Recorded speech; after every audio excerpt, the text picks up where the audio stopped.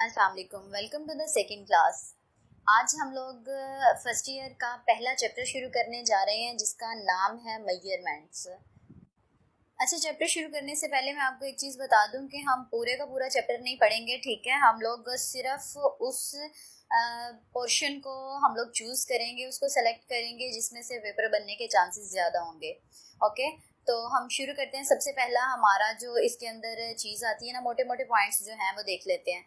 सबसे पहले जब बहुत ज़्यादा नॉलेज होता था ना साइंस का, यानी दुनिया का हर किस्म का नॉलेज, कोई भी, चाहे वो बायो का था, फिजिक्स, मतलब तब तो थी नहीं ना बायो फिजिक्स वगैरह, कुछ भी नहीं था। हर चीज़ का नॉलेज जो था, यानी यूँ समझ लें कि कोई भी स्टडी जो थी, उस सारी कलेक्टिव स्टडी को नाम दिया जाता था नेचुरल फिलोसफी का। यानी नेचर में जो भी लोग ऑब्जर्व करते थे, देखते थे अपने इर्द गिर्द के सूरज मुकर्रर वक्त पर ही क्यों आ रहा है, फिर वो चला जाता है, चांद आ जाता है, सितारे आते हैं, आसमान जो है वो काला हो जाता है, नीला हो जाता है, इसमें सफ़ेद पार्ट क्यों है, ब्लू पार्ट ज़्यादा क्यों है। मतलब इस तरह के जो जब सवाल उठे तो उसके रिलेटेड उन्होंने जवाब अपने पास से तसव्वुर किए, उसके बारे में कुछ समझ लें, एक्सपेरिमेंट्स वगैरह किए। तो जो भी कलेक्टिव उनके पास स्टडी आई, इसके बाद वो उसको नाम उन्होंने दिया नेचुरल फिलोसफी। लेकिन वक्त जैसे जैसे गुजरता गया, लोग ज़्यादा से ज़्यादा जो है इस नॉलेज को इकट्ठा करने लग गए, तो नॉलेज बहुत ज़्यादा हो गया। तो नेचुरल फिलोसफी सिर्फ एक किताब थी जिसके अंदर ये सारी की सारी बातें लिखी जाती थी। तो जब नॉलेज ज़्यादा होना शुरू हो गया ना, तो उन्होंने कहा नेचुरल फिलोसफी को तो हम लोगों अब मतलब इसके अंदर ना हम लोगों को ब्रांचेस बना लेनी चाहिए, ताकि हम कुछ चीज़ें मतलब एक ब्रांच में रख लें, दूसरी चीज़ें जो है वो अलग ब्रांच में। यूँ समझ लें कि एक किताब थी नेचुरल फिलोसफी की, बहुत बड़ी होगी, तो उन्होंने कहा चलो हम इस किताब को ना आधा आधा कर देते हैं, यानी दो किताबें बना लेते हैं डिवाइड करके।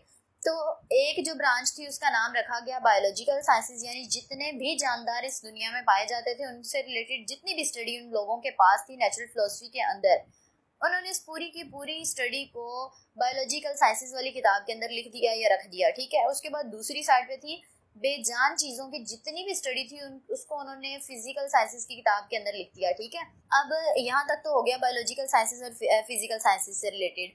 अब आगे आता है कि हमारी जो फिजिक्स है, जो हमारा टॉपिक है, मतलब सब्जेक्ट है, सॉरी, तो ये किस ब्रांच से रिलेटेड है। नेचुरल फिलोसफी की दो ब्रांचेज है ना, बायोलॉजिकल साइंसेज और फिजिकल साइंसेज। अब बायोलॉजिकल साइंसेज से रिलेटेड है हमारी फिजिक्स, या फिजिकल साइंसेज से नाम ही पता चल रहा है कि फिजिकल साइंसेज से हमारी रिलेटेड होगी, ठीक है। तो फिजिक्स हमारी आती है फिजिकल साइंसेज के अंदर। अब हमारी जो फिजिक्स है, सबसे पहले तो उसकी डेफिनेशन हमें पता होनी चाहिए। फिजिक्स बेसिकली हमारे पास होती है मैटर और एनर्जी, इन दोनों का की स्टडी। यानी आप सिर्फ मैटर की स्टडी कर लो। मैटर क्या होता है आपको पता है? मैटर चार किस्म का होता है। कौन कौन सा? हमारे पास सबसे पहले होती है गैस, ठीक है। गैस को आप जब करते हो, थोड़ा फ्रीज कर लें, तो वो लिक्विड फॉर्म में चेंज हो जाती है, ठीक है। लिक्विड फॉर्म में से उसको सॉरी सबसे पहले प्लाज्मा होता है, सबसे मतलब मोल्टेड फॉर्म जो है प्लाज्मा होती है। प्लाज्मा के बाद अगर प्लाज्मा को थोड़ा सा आप कूल करें तो वो गैस बना देता है। गैस को कूल करें तो क्या बन जाएगा? वाटर। वाटर को कूल करें तो वो सॉलिड बन जाता है, ठीक है। सॉलिड को मजीद अगर कूल करें ना, तो ये ब्रांच भी हमारे पास स्टेट भी होती है मैटर की, पांचवी स्टेट, जो कि ज़्यादातर पढ़ाई नहीं जाती। उसको बोलते हैं बोज आइंस्टाइन कंडेंसेशन, ठीक है। ये भी एक पांचवी होती है जो मोस्टली हमारी बुक्स में लिखी भी नहीं होती, ठीक है। यानी ये हायर स्टडीज़ में ज़्यादातर इसका जिक्र आता है एमएससी लेवल पे जाके।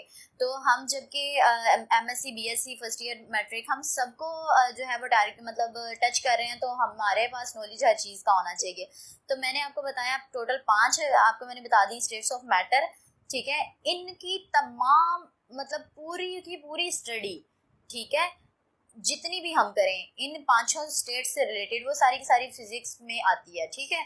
इसके बाद हम एनर्जी की बात ले लें। आपको पता है एनर्जी जो है वो भी कई किस्म की होती है, हीट एनर्जी, साउंड एनर्जी, ठीक है। उसके बाद किसी भी किस्म की आप एनर्जी ले लें, तो हर कोई एनर्जी जो है वो भी किस में स्टडी की जाती है? हमारे पास वो होती है फिजिक्स के अंदर, ठीक है। अब अगर हम इसी एनर्जी और किसी भी मैटर की कोई भी स्टेट ले लें, ठीक है, यानी एनर्जी और मैटर, किसी भी किस्म का मैटर चाहे हो और किसी भी किस्म की एनर्जी हो, इन दोनों का आपस में रिलेशनशिप भी अगर हम पढ़ते हैं, तो किस किताब में पढ़ते हैं? फिजिक्स की किताब में पढ़ते हैं। तो physics is the branch of science which deals with the matter energy यानी मैटर, खाली मैटर की स्टडी करो या एनर्जी की स्टडी करो, या रिलेशनशिप बिटवीन दैम, या उन दोनों का आपस में मिलाप, ठीक है, इसको फिजिक्स कहते हैं। अब फिजिक्स असल में हमारी जो जितनी भी हमारी है ना यूनिवर्स, इसके अंदर इसको 3 हिस्सों में तकसीम किया जाता है। इसके 3 फ्रंटियर्स हैं, ठीक है, फिजिक्स के। अब वो कौन कौन से हैं? एक होता है बहुत, मतलब यूँ समझ लें इसकी बाउंड्रीज हैं 3, यानी इसमें भी फिजिक्स में भी आगे 3 हिस्से बना दिए गए हैं कि इन 3 हिस्सों में से इस हिस्से में हम इन चीज़ों की स्टडी करेंगे, इस हिस्से में हम इन चीज़ों की स्टडी करेंगे और इस हिस्से में इन चीज़ों की स्टडी करेंगे। अब जो पहला हिस्सा होता है वो होता है एक्सट्रीमली लार्ज, यानी बहुत बड़ी बड़ी चीज़ें, यानी यूनिवर्स हो गया, मतलब सबसे बड़ी चीज़ तो हमारा यूनिवर्स ही है ना।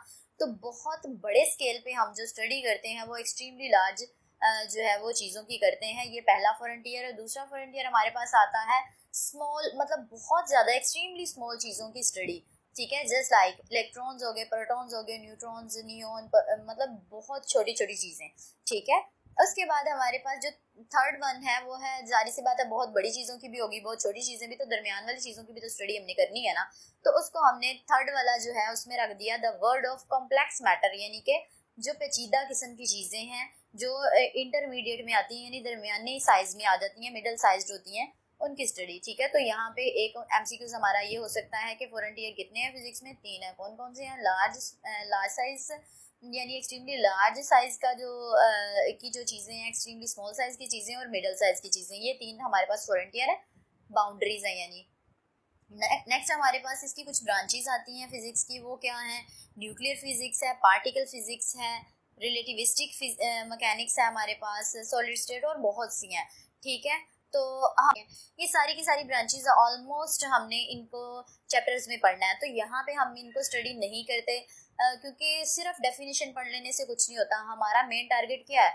चीज़ों के अंदर घुसना, उनके अंदर देखना असल में उनके अंदर क्या चीज़, मतलब हमने इस किताब को एक कहानी की तरह पढ़ना है कि हमें कहानी, आपको पता है, फॉर एवर याद रह जाती है बंदे को, लेकिन जो सबक होता है ना वो भूल जाता है। तो हमने इसको एक स्टोरी की तरह पढ़ना है, ठीक है। तो यहाँ पे देखें, मैं आपको डेफिनेशंस के रट्टे नहीं लगवाऊंगी, हम लोग इनको चैप्टर्स में बाकायदा इनको कॉन्सेप्चुअल बेस पे पढ़ेंगे। तो आपको पता है, वैसे नाम से ही पता चल रहा है, अगर हम न्यूक्लियर फिजिक्स की बात फर्ज करें, कर लेते हैं सबसे लास्ट वाली न्यूक्लियर फिजिक्स की अगर हम बात कर लेते हैं, तो न्यूक्लियर फिजिक्स भी आपको नाम से ही पता चल रहा है किस चीज़ की फिजिक्स हो सकती है, न्यूक्लियस की, यानी एटम के अंदर बहुत छोटे लेवल पे जो चीज़ें होती हैं उनकी स्टडी की जाती है, किसमें? न्यूक्लियर फिजिक्स में। अब पूछने को तो डेफिनेशन में से भी किसी भी तरह से सवाल बना के पूछा जा सकता है। फॉर एग्जांपल, ऐसी फिजिक्स की ब्रांच के बारे में बताएं जो अल्टीमेट पार्टिकल्स के साथ डील करती है, ठीक है। अब अल्टीमेट पार्टिकल क्या होते हैं इसके बारे में भी आपको पता होना चाहिए। देखिए, अल्टीमेट पार्टिकल हम बोलते हैं ऐसे पार्टिकल्स को जिनको मजीद नहीं तोड़ा जा सकता, यानी वो हद है, सबसे छोटा पार्टिकल, इससे मजीद हम चीज को तोड़ नहीं सकते, ठीक है। अल्टीमेट पार्टिकल उनको कहा जाता है। तो ऑब्वियसली यार, हम अल्टीमेट पार्टिकल्स की बात कर रहे हैं तो पार्टिकल फिजिक्स में उसका जिक्र आएगा ना। तो ये हमारे पास जो पार्टिकल फिजिक्स होगी, अगर वो फॉर एग्जांपल पूछ लेता है कि न्यूक्लियस के अंदर जितने भी छोटे पार्टिकल्स होते हैं उनको कौन सी फिजिक्स की ब्रांच है जो वो डील करती है, तो जाहिर सी बात है न्यूक्लियर फिजिक्स होगी, क्योंकि न्यूक्लियर फिजिक्स ही है जो न्यूक्लियस के साथ डील करती है। तो न्यूक्लियस के अंदर जितने भी पार्टिकल होंगे, जाहिर सी बात है हम उसको न्यूक्लियर फिजिक्स के अंदर पढ़ेंगे, ठीक है। तो इस तरह से कोई भी क्वेश्चन जो है वो ब्रांच में से भी हमारे पास जो है वो बन सकता है। नेक्स्ट हमारे पास जो है वो चीज़ आ रही है बेस एंड ड्राइव्ड क्वांटिटीज। अच्छा, मैं इनको ना जल्दी जल्दी इसलिए कर रही हूँ क्योंकि ये जो है हमने ऑलमोस्ट सारी चीज़ें पढ़ी हुई हैं। मेन हमारा जो टारगेट होगा इस चैप्टर में से वो होगा डायमेंशंस पे, क्योंकि उसमें से सबसे ज़्यादा पेपर बनता है, ठीक है। तो हमारा मेन टारगेट होगा उस पर, उसमें से लाजमी 1-2 एमसीक्यूज आ जाते हैं, तो उसको हम ज़्यादा अच्छे से करेंगे, ठीक है। तो बेस क्वांटिटीज कौन सी होती हैं? ऐसी फिजिकल क्वांटिटी, अब सबसे पहले तो फिजिकल क्वांटिटी पता होनी चाहिए कि क्या है। ऐसी कोई भी क्वांटिटी जिसको हम मेजर कर सकें। फॉर एग्जांपल, 2 किलो चीनी देते हैं, हम मेजर कर सकें किसी भी चीज़ को, उसको बोलते हैं physical quantity. All measurable quantities are called physical quantities, ठीक है। अब फिजिकल क्वांटिटीज 2 तरह की होती हैं, एक बेस और एक ड्राइव्ड। बेस ऐसी होती हैं जो बुनियादी होती हैं, यानी वो किसी और से नहीं बनती, वो सबसे छोटी होती हैं, ठीक है। अब आगे ड्राइव्ड होती हैं जो बड़ी होती हैं, जो बेस से मिला के बनाई गई होती हैं, ठीक है। बेस क्वांटिटीज में काट छांट करके ना तो फिर ड्राइव्ड क्वांटिटीज को बनाया जाता है। अब आपके पास टेबल होगा ऑब्वियसली सामने आपके, तो आप टेबल को याद करें, ठीक है। जाहिर सी बात है बेस क्वांटिटीज़ याद कर लें तो ड्राइव क्वांटिटीज़ तो बेतहाशा हैं और आज भी ये हज़ारों की तादाद में जो है ना ये मज़ीद ऐड होती जा रही हैं। ठीक है, तो इसलिए हम ड्राइव क्वांटिटीज़ सारी की सारी तो कर ही नहीं सकते। बेस क्वांटिटीज़ सिर्फ 7 होती हैं, इनको आपने पक्का रट्टा लगा लेना है। ठीक है, कि बेस क्वांटिटीज़ कौन कौन सी होती हैं आपको भी पता होगा, लेकिन फिर भी आप इसको एक दफ़ा टेबल से याद कर लीजिएगा। ठीक है, उसके बाद हमारे पास अगली आ जाती हैं ड्राइव क्वांटिटीज़। ड्राइव क्वांटिटीज़ ऐसी होती हैं जो बेस क्वांटिटीज़ से अखज़ की जाती हैं, उनसे मिल मिला के बनती हैं। ठीक है, उसके बाद नेक्स्ट हमारा जो है पॉइंट आ सकता है कि इंटरनेशनल सिस्टम ऑफ यूनिट जो है इसकी जो कॉन्फ्रेंस हुई थी कहाँ हुई थी और कब हुई थी, ये भी तो एमसीक्यूज़ पूछा जा सकता है ना। ठीक है, तो ये हुई थी पेरिस में और कब हुई थी, 1960 में हुई थी। अच्छा, इस टॉपिक के बाद हमारा अगला टॉपिक आता है सप्लीमेंट्री यूनिट्स का। इसके अंदर दो किस्म की, जैसे पीछे मैंने कहा था फिजिकल क्वांटिटीज़ दो तरह की होती हैं, बेस क्वांटिटीज़ और drive quantities.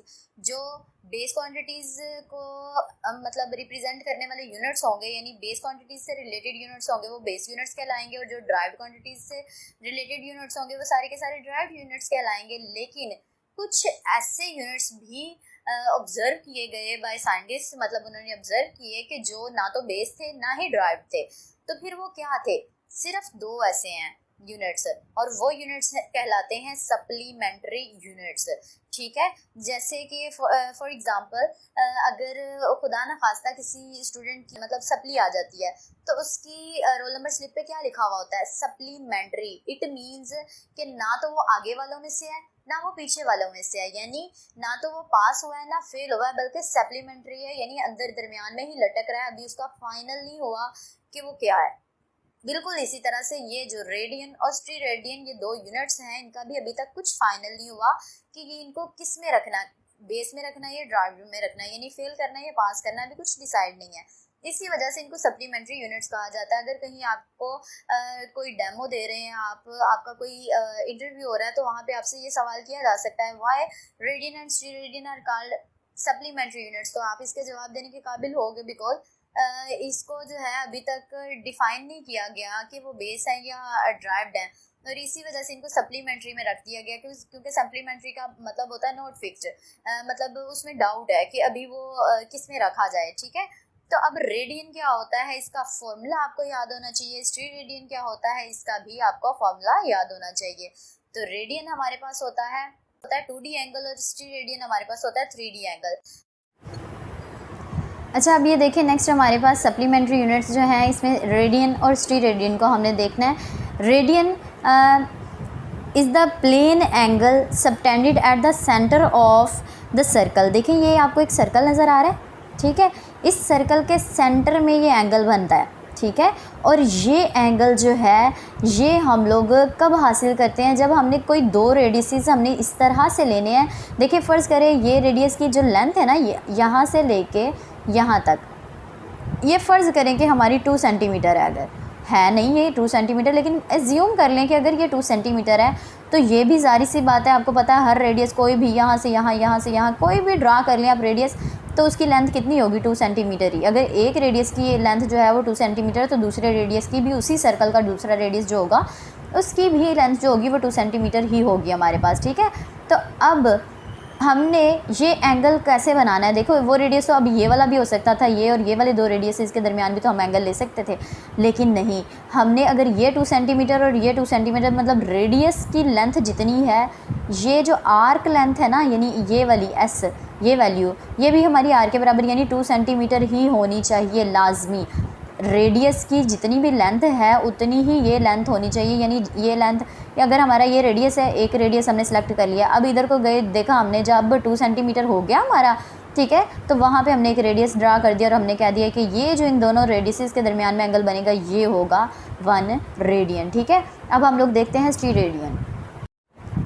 Now steradian is the solid angle. ठीक है, जैसा कि ये हमारे पास रेडियन एक प्लेन एंगल था, बिल्कुल इसी तरह स्टीरेडियन हमारे पास एक सॉलिड एंगल है subtended at the centre of sphere. ये था सर्कल के सेंटर पे बनता है, ये किस पे बनता है, स्फीयर के सेंटर पे। मैंने आपको बताया था कि स्टीरेडियन जो है वो एक 3D एंगल है। ठीक है, तो ये स्फीयर के सेंटर में बनता है, बिल्कुल उसी तरह से जैसे एक स्फीयर है, ठीक है, एक बॉल है, कोई हार्ड बॉल है, ठीक है, उसमें से हमने क्या किया है, इसको एक रेडियस ये कट किया, एक रेडियस ये कट किया, ठीक है। और ये जो इसकी लेंथ है ना, ये वाली, ठीक है, ये वाली, ये हमारी इस कोई भी एक रेडियस, आपको पता है कि कोई भी सर्कल के रेडियस जितने मर्जी ले लें या एक स्फीयर के जितने मर्जी रेडियस ले लें, वो सारे के सारे रेडियस आपस में बराबर होते हैं, ठीक है। यानी यहाँ से यहाँ, यहाँ से यहाँ, ये सारे रेडियस आपस में बराबर होंगे। तो ये रेडियस और ये रेडियस हमने इतने फासले पे लेने हैं कि ये वाली जो हमारा ये सरकमफेरेंस है ना, इसकी वैल्यू आर स्क्वायर के बराबर अगर आ जाए, ठीक है। यानी ये वाले एक रेडियस जो है ना, इसके स्क्वायर के बराबर हमने ये लेंथ लेनी है। तो वहाँ पे जाके हमने इसको क्या कर देना है, ख़त्म कर दे, मतलब एक और रेडियस लगा देना। तो देन जब ये एंगल बनेगा, जैसे एक अगर हम कोन की बात करें, जस्ट लाइक फॉर एग्ज़ाम्पल मेरे पास ये एक कोन है, एक कोन की शक्ल का है, तो ये इसके दरमियान में जाके जो एंगल बनेगा ना, वो अंदर जाके एक एंगल बनेगा, वो एंगल कहलाएगा हमारे पास ट्री रेडियन। क्योंकि कोन जो है एक 3D है, ये एक 3D शेप बन जाती है, ठीक है। तो सर्कल तो आपको पता है एक 2D होता है, ठीक है। तो इसके वो अंदर जाके जो एंगल बनेगा, आपको बिल्कुल कोने में नीचे जाके नज़र आ रहा है, वो होता है स्ट्रीरेडियन एंगल, ठीक है। बशर्त ये कि आपका ये रेडियस और ये रेडियस, इसकी लेंथ, इसके सरकमफेरेंस, मतलब इस रेडियस और इस रेडियस का अगर हम किसी भी एक रेडियस का स्क्वायर लें, तो सरकमफेरेंस ये वाला साइड, ये पूरी ऊपर वाली सरकमफेरेंस की जो लेंथ है उस लेंथ के बराबर हो, ठीक है। सरकमफेरेंस की लेंथ जो है वो रेडियस के स्क्वायर के बराबर हो, देन हम उस रेडियस को कहेंगे स्ट्रीरेडियन, ओके। अब ये आपको सामने एक पिक्चर नज़र आ रही है, ठीक है। इट वाज 2 डायमेंशनल, यानी ये जो रेडियन एंगल है ये 2 डायमेंशनल होता है, जबकि स्ट्रीरेडियन 3 डायमेंशनल होता है, ठीक है। उसके बाद आगे बताया गया, अगर हम आपको पता है सर्कल के अंदर बनने वाले एंगल को बोला जाता है ना प्लेन एंगल या रेडियन एंगल बोला जाता है, ठीक है। ये भी सवाल बन सकता है, प्लेन एंगल कौन सा होता है, रेडियन होता है या स्ट्रीरेडियन। स्टीरेडियन प्लेन एंगल नहीं होता, स्टीरेडियन सॉलिड एंगल होता है, जबकि रेडियन जो है वो हमारे पास होता है प्लेन एंगल, ठीक है। तो plane angle of the circle कितना होता है, 2 पाई। आपको पता है ना एक सर्कल के अंदर टोटल कितनी डिग्री एंगल होता है, 360 डिग्री, 360 डिग्री एंगल होता है, ठीक है।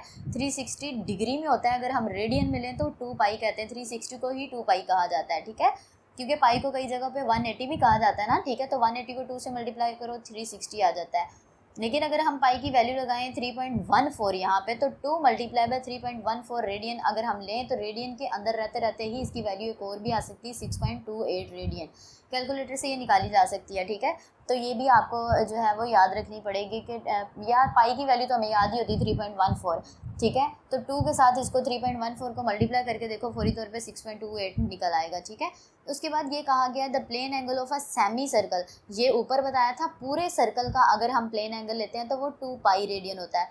लेकिन अगर हम आधे सर्कल का एंगल लें, प्लेन एंगल लें, तो वो हमारे पास कितना आ जाता है, जारी सी बात है, अगर उसका 2 पाई था तो आधे का क्या होगा, पाई, ठीक है। यानी वो डबल था तो ये सिंगल हो गया। अब हम अगर आएँ स्ट्रीरेडियन की तरफ, तो उसमें बताया हुआ है कि ये एक 3 डायमेंशनल एंगल है। उसके बाद the total solid angle of a sphere is 4 पाई स्ट्रीरेडियन, ठीक है। ये कितना था, सर्कल का था 2 पाई, ठीक है। यहाँ पे स्फीयर की बात हुई है और आपको पता है स्फीयर के अंदर ड्यूअल सर्कल आ जाता है, यानी डबल हो जाती है वो चीज़, दूसरी तरफ भी घूमी हुई होती है, ठीक है। तो 3D में होती है ना, तो the total angle of a sphere is, वो कितना होगा, फिर डबल हो जाएगा। उधर 2 पाई था तो इधर 4 पाई आ जाएगा, लेकिन उधर रेडियन था तो ये स्ट्रीरेडियन आ जाएगा, क्योंकि हम सॉलिड एंगल की बात कर रहे हैं, यानी स्ट्रीरेडियन की बात कर रहे हैं। अच्छा, अब 4 के को मल्टीप्लाई करो 3.14 के साथ, तो 4 मल्टीप्लाई बाई 3 12, ठीक है। तो ये आ जाएगा 12.56 स्ट्रीरेडियन, ठीक है, ये आ जाएगा। उसके बाद आगे देखिए, अगर आप the solid angle of a hemisphere, अब देखें सर्कल को आधा अगर हम बोलें तो उसको बोलते हैं सेमी सर्कल, लेकिन स्फीयर का आधा सेमी स्फीयर नहीं होता, वो हमेशा हेमीस्फीयर बोला जाता है, ठीक है। तो ये चीज़ भी आप याद रखिएगा कि सर्कल का आधा सेमीस्फीयर और स्फीयर का आधा हेमीस्फीयर, ठीक है। अब आगे हमारे पास ये 2 नोट थे, ये आपको ये बताना लाजमी थे, ठीक है।